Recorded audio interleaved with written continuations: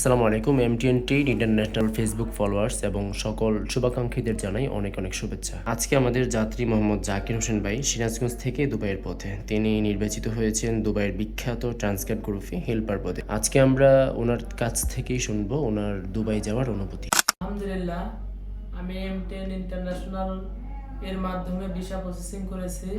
তাদের সার্ভিস একদম ক্লিয়ার, নির্ভরযোগ্য এবং ঝামেলা মুক্ত। আমি নিজে সব ডকুমেন্ট চেক করেছি, এটা একদম অরিজিনাল। আমার সাথে আরো কয়েকজন ভাইয়ের ভিসা এখনো প্রসেস আছে। সবাই সত্য। ধন্যবাদ এম10 ইন্টারন্যাশনালকে।